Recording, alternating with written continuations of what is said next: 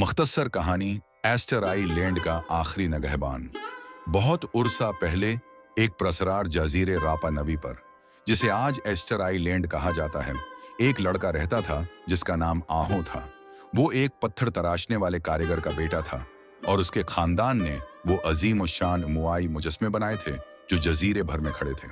आहो अक्सर अपने वालिद के साथ बैठकर देखा करता कि वो आतिश फशानी पत्थरों में चेहरे कैसे तराशते हैं।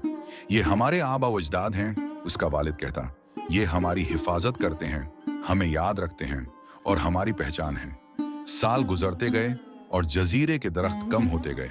जब लकड़ी खत्म हो गई, न कश्तियों के लिए सामान बचा और न औजारों के लिए, तो लोग आपस में लड़ने लगे। कबीले बिखर गए और मुजस्मे गरा दिए गए। पुरानी रवायात भुला दी गई। मगर आहो ने सब कुछ याद रखा। सब कुछ याद रखा। जब जजीरा सुन्नाटे में डूब गया, जब लोग बिखर गए, आहो हर रोज आखिरी बच्चे हुए हुमुआई के पास जाता। वो इसका चेहरा साफ करता, फूल चढ़ाता और वो दुआएं दोहराता जो उसके वालिद ने सिखाई थी।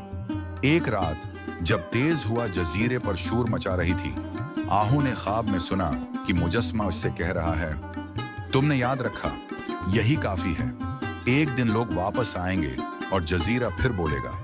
आहो बूढ़ा हुआ और एक दिन दुनिया से रुखसत हो गया। मगर जब कई साल बाद स्याह जजीरे पर पहुंचे, तो वही है। आखिरी मुजस्मा उन्हें साफ, सजा हुआ और महफूज मिला, जैसे कोई अभी भी उसकी देखभाल कर रहा हो। यूं एस्टर आइलैंड का राज आज भी जिंदा है।